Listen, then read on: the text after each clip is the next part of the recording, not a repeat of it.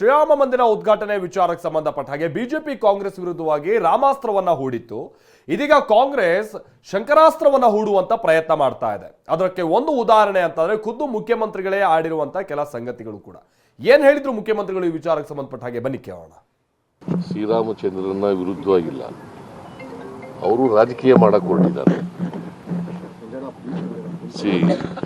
ಅದನ್ನ ಒಂದು ದೊಡ್ಡ ರಾಜಕೀಯ ವಿಷಯವಾಗಿ ಮಾಡ್ಕೊಂಡು ಶ್ರೀರಾಮಚಂದ್ರನ ಇವತ್ತು ರಾಜಕೀಯ ವಸ್ತುವನ್ನಾಗಿ ಮಾಡಿದ್ದಾರಲ್ಲ, ಅದನ್ನು ವಿರೋಧ ಮಾಡ್ತಾ ಇರೋದು ಅಷ್ಟೇ. ರಾಜಕೀಯವಾಗಿ ಮಾತಾಡೋರಿಗೆ ಔಷಧ ಇಲ್ಲ. ಈಗ ನಾವು ಶ್ರೀರಾಮಚಂದ್ರನ ವಿರುದ್ಧ ಇಲ್ಲ, ಶ್ರೀರಾಮಚಂದ್ರನ ಪರವಾಗಿ ಇರೋರು. ಶ್ರೀರಾಮಚಂದ್ರನ ನಾವು ಗೌರವಿಸ್ತೀವಿ, ಶ್ರೀರಾಮಚಂದ್ರನ ಪೂಜೆ ಮಾಡ್ತೀವಿ, ನಾವು ಶ್ರೀರಾಮಚಂದ್ರನ ಭಜನೆ ಮಾಡ್ತೀವಿ, ನಾವು ರಾಮ ಮಂದಿರ ಕಟ್ಟಿದ್ದೀವಿ ನಾವು. ಸೊ ಅದಕ್ಕೆ ವಿರೋಧ ಇಲ್ಲ. ಅವ್ರು ರಾಜಕೀಯ ಮಾಡ್ತಾ ಇದ್ದಾರಲ್ಲ, ಅದಕ್ಕೆ ವಿರೋಧ. ಇದು ಸಿದ್ದರಾಮಯ್ಯನವರ ಮಾತು. ಇದಕ್ಕೆ ಸಂಬಂಧಪಟ್ಟಂಗೆ ಬಿಜೆಪಿ ನಾಯಕರು ಪ್ರತಿಕ್ರಿಯೆ ಕೊಟ್ಟಿದ್ದಾರೆ. ಬಿಜೆಪಿ ನಾಯಕರು ಏನು ಹೇಳಿದ್ರು ಬನ್ನಿ ನೋಡೋಣ.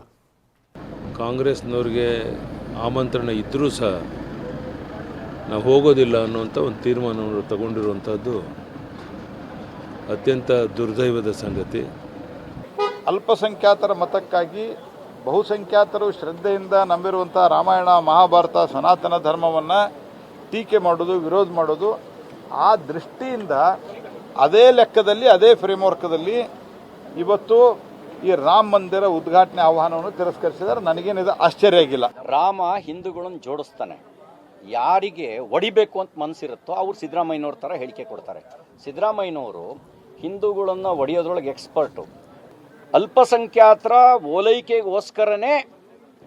ಓಲೈಕೆಗೋಸ್ಕರನೇ ಇವತ್ತು ರಾಮ ಮಂದಿರದ ಪ್ರಾಣ ಪ್ರತಿಷ್ಠಾಪನಾ ಕಾರ್ಯಕ್ರಮವನ್ನು ಕಾಂಗ್ರೆಸ್ಸು 22ನೇ ತಾರೀಕು ಬಹಿಷ್ಕಾರ ಮಾಡಿದೆ. ರಾಮನ ಕಾರ್ಯಕ್ಕೆ ನೆರವಾಗುವ ಗುಣವಂತಂತೂ ಕಾಂಗ್ರೆಸ್ ತೋರಿಸಲಿಲ್ಲ. ಆ ರಾಮನ ಕಾರ್ಯವನ್ನು ಕಣ್ತುಂಬಿಸಿಕೊಳ್ಳುವಂಥ ಯೋಗವೂ ಅವರಿಗಿಲ್ಲ.